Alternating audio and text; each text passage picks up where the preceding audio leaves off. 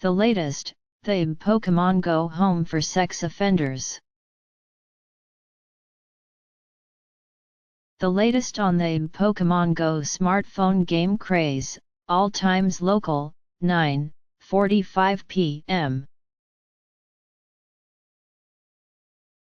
The addictive cell phone game Pokémon Go has led people to unlikely places to collect digital monsters, including the gates of a Central California ranch that houses alcoholics and sex offenders.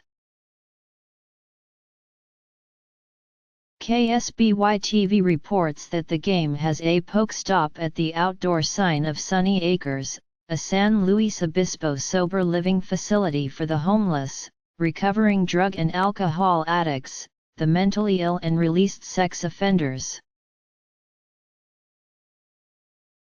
Founder Dan Duvall tells the Los Angeles Times that no Pokémon Go players have shown up, and he doesn't want them there, especially children.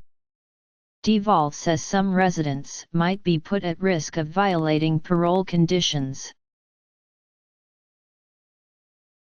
Many Pokestops were originally submitted by players of Ingress, an earlier game by Pokémon Go developer Niantic Incorporated. An email to the company wasn't immediately returned. 6:45 p.m. Two state Senate candidates in San Francisco have agreed to face off in Pokémon Go, the free game app that has captivated the country. San Francisco Supervisor Jane Kim issued the challenge via a playful tweet on Tuesday. "Okay, at Scott Wiener won last challenge. This is it. Maybe this will get a yes. Will you number Pokémon Go?" Scott Wiener, also a San Francisco supervisor, agreed with his own tweet. "Finally, a real challenge at Jane Kim. Game on."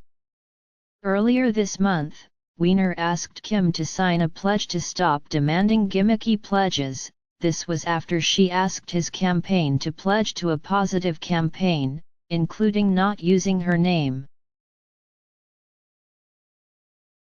Pokémon Go asks players to wander real neighborhoods as they hunt for the animated monsters. 5:55 p.m. University of Maryland campus police say 3 of 4 recent robbery victims on the College Park campus had been playing Pokémon Go. 3 of the victims of the Tuesday night robberies were students. Police say the suspect showed a handgun in 2 of the incidents. No one was injured. Players are being urged to pay attention to their surroundings after reports around the country of robberies involving people distracted by the game. 5:35 p.m. People playing Pokémon Go accidentally interfered with a search for a mysterious man who'd fled from a Lincoln, Nebraska convenience store where a clerk was killed last week. Police say a store security guard noticed the man around 2 a.m. Wednesday. He was dressed in camouflage clothing and wearing a hood, gloves, sunglasses, and a bandana over his face. The guard asked the man to remove his bandana, but he ran off instead. A police dog taken to the scene to track the man got distracted by the scents of some people engrossed in the popular new smartphone game nearby. Police say they don't think the man sought is connected to the slaying of store employee Robert Hanna. 5:20 p.m.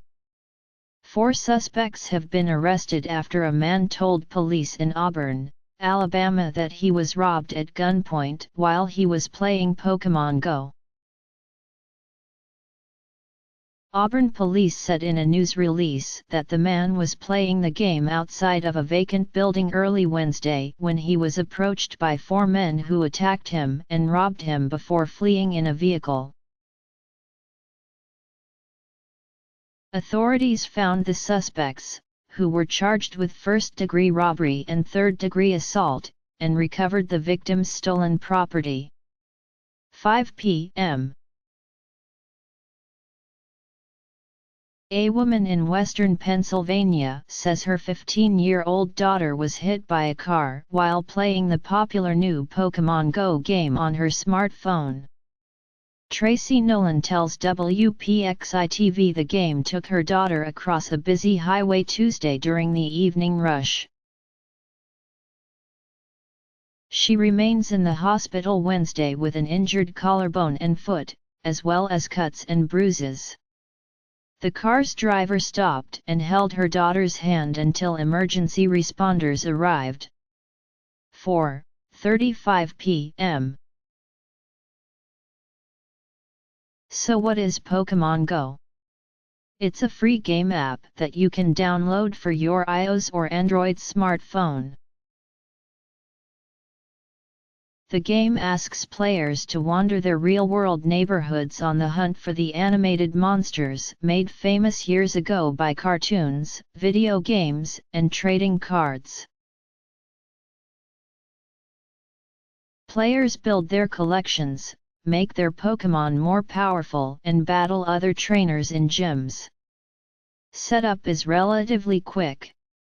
Fans like how it takes gaming into the streets and gets people walking around outside.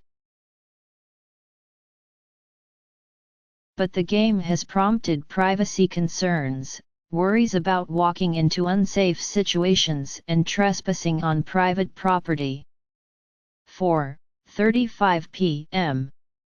It's not easy for businesses to opt out of Pokémon Go, nor is it automatic. This form is on Niantic's support page. But it is by no means a guarantee, and it's unclear how quickly, if at all, Niantic would respond given the overwhelming popularity of its game.